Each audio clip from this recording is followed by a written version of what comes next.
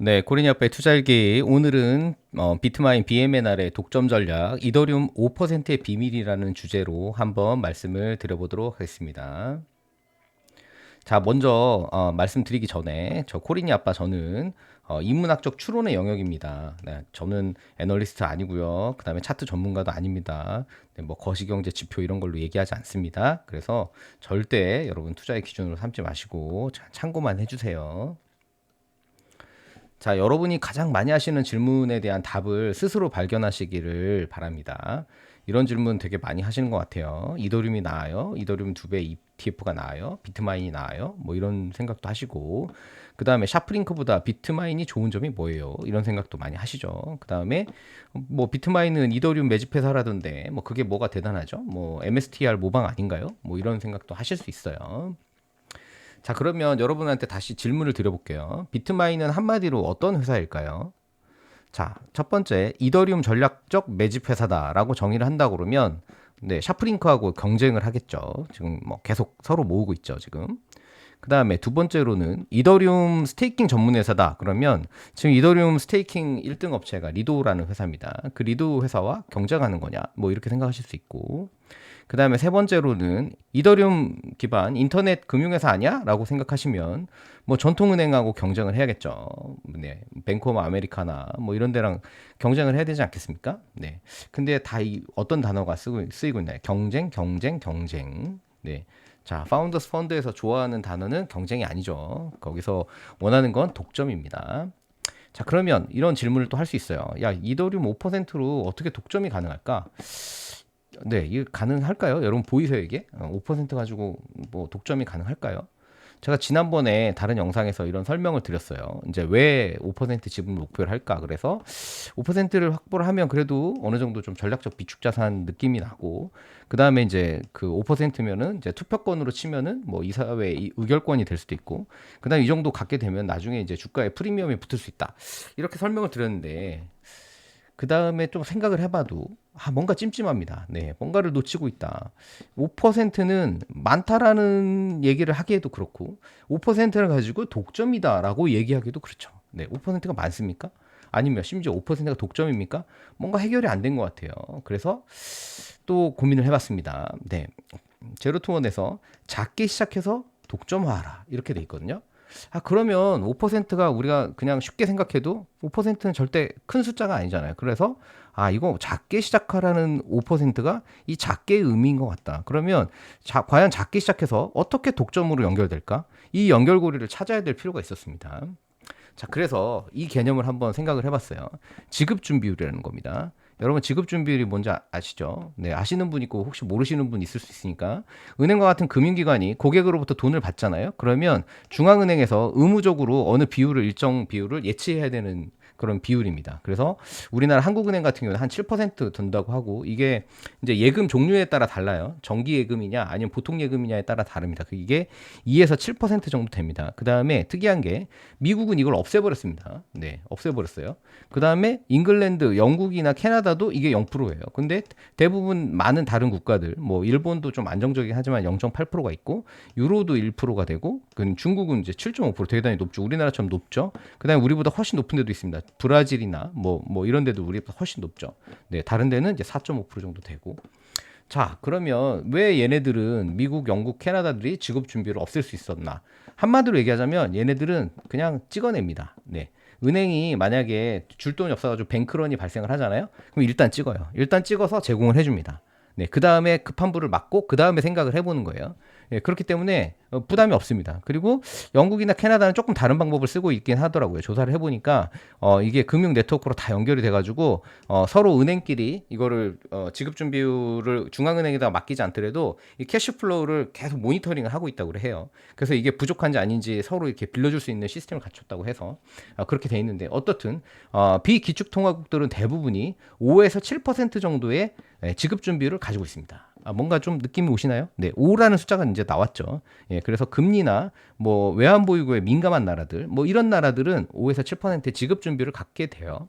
자, 그러면 비트마인에 5% 매집된 이더리움은 과연 어떤 역할을 할까? 자, 보시면 이더리움은 인플레이션 화폐처럼 바로바로 찍어낼 수 있는 화폐가 아니죠. 만약에 이더리움의 금융 생태계에서 어떤 문제가 발생했을 때 유동성을 제공을 해줘야 되잖아요. 그 유동성을 위해서 찍어낼 수가 없습니다. 아시겠죠? 달러는 바로바로 찍어가지고 은행 부도를 막을 수가 있어요. 근데 이더리움은 그게 안 됩니다. 따라서 안정적인 금융 시스템을 위해서는 전통적인 지급 준비금이 필요하다고 생각이 돼요. 그래서 비트마인은 이 5%를 안 파는 거죠. 그리고 외부로 돌리지도 않고 여기서 바로 어떤 디파이를 하지도 않을 것 같아요. 5% 스테이킹된 이더리움은 안정적으로 이더리움 생태계에서 마치 중앙은행과 유사한 기능을 수행하지 않을까라는 가설을 세워봤습니다. 가설이에요. 자, 그러면 그 이후에 이제 5%의 지급 준비를 얘네가 갖고 있으면 다음에 이제 타 기관의 이더리움이 이제 스테이킹이 얘네한테 들어올 수 있죠. BMNR에. 그러면 이 스테이킹을 돌리는 가운데 이거는 이제 디파이 대출로 굴려가지고 자산 운용사하고 은행의 기능까지 수용을 할 수 있는 겁니다. 네, 대출로 돌리는 거죠. 그래서 신용 창출을 하는 거예요. 여기서 추가 수익이 발생을 하겠죠. 자, 그래서 BMNR은 이더리움 생태계에서 최고의 신뢰도를 확보할 수 있겠죠. 제일 이더리움을 많이 보유한 회사가 되는 거죠. 근데 또 한 가지 이제 의문은 그래도 신뢰만으로 과연 독점이 가능할까? 아까 그 5%에서 독점하려면 뭐 한 30%, 40%, 50% 가야 되잖아요. 근데 과연 그게 가능할까? 네, 한번 생각을 해보시죠. 다시 돌아가서 BMNR이 갖고 있는 이 순행식 이 방식이 에너지 소모가 이렇게 줄어들고 그 다음에 장비 마모와 고장률이 낮아지기 때문에 운영비가 줄어든다고 그랬잖아요. 이 운영비가 줄어든 부분을 이렇게 생각해 보시죠. 만약에 타 스테이킹 기관보다 최소 0.1에서 1%라도 스테이킹 이자를 더 지급할 수 있는 여력이 발생한다면 어떻게 될까요? 네. 어떻게 될까요? 여러분, 이 기술은 10배가 될 필요가 없어요. 이자율이 10배 주는 기관이 어디 있습니까? 안정도가 최고예요. 예를 들면 1금융권인데 3금융권보다 이자가 오히려 높다? 0.1에서 0.2%가 높다? 여러분 돈 어디다 맡기실 거예요? 예, 느낌 오시죠? 자, 무슨 말이냐? BMNR은 가장 신뢰도가 높은데도 불구하고 가장 높은 스테이킹 이자를 지급합니다. 이 두 가지를 다 하는 거죠. 네, 이게 되게 단히 어려운 겁니다. 네, 이걸 다 지급을 하면 수많은 개인들과 기관들이 어디다가 이더리움을 맡길까요? 네, BMNR에 맡길 가능성이 대단히 높아지죠. 네. 그래서 다시 한번 지난번에 한번 말씀드렸던 거를 다시 한번 얘기하자면 미래의 뿌리는 현재의 세상일 것이다 라는 점에서 한번 비유를 다시 해보면 네, 피터 틸은 뭐라고 그랬습니까? 비트코인이 디지털 금이라면 이더리움은 디지털 오일이다 라고 얘기를 했죠. 자, 과거에 보시면 페트로달러였습니다. 페트로달러는 어떻게 달러의 지위를 확보했죠? 네, 오일하고 달러를 묶었죠. 이게 오프라인 세상입니다. 이게 오프라인 세상에 아날로그 세상에서는 이렇게 갔었죠. 근데 자, 디지털 세상에서 어떻게 갑니까? 디지털 페트로달러는 디지털 오일과 디지털 달러, 즉 이더리움과 스테이블 코인이 합쳐서 과거의 달러의 영광을 이어가는 겁니다. 네, 그대로 닮아있죠. 이거를 제가 볼 때는 디지털 트윈이라고 생각이 돼요. 자, 그 다음에 더 나가서 스테이킹에 대한 보상이 이더리움으로 들어오게 됩니다. 무슨 말이냐? 이게 스테이킹 이더리움을 맡기면 이더리움으로 보상이 나오기 때문에 만약에 BMNR이 스테이킹한 거를 계속 매일매일 그냥 쓰지 않고 계속 맡기잖아요. 계속 스테이킹을 하면 BMNR의 이더리움 매집량은 자연적으로 계속 증가합니다. 그것도 복리로 하루하루 들어가요. 제가 이거 업비트에 있는 계정인데 약 10개 정도 맡겨놨어요. 10개 정도 맡기면 매일매일 요 정도 들어옵니다. 이제 이더리움 가격에 따라서 이게 다르겠죠. 가격이 표시되는 게 달라요. 표시 가격만 다르고 자, 여기 누적 보상 보시면은 이게 이더리움으로 들어온 양입니다. 이더리움으로 제가 이거를 스테이킹을 끝내야 이게 이제 제 걸로 더해져 가지고 실제 이제 그 실현 순이익이 되겠죠. 그러기 전까지는 얼마가 되는지 모릅니다. 왜냐, 이더리움 가격이 계속 변하니까. 자, 그렇다면 도대체 BMNR은 무슨 회사지? 네, 마지막으로 정리 한번 해보겠습니다. 혹시 크립토 금융의 중앙은행? 네, 이런 상상을 좀 해봤어요. 네, 인문학적 상상입니다.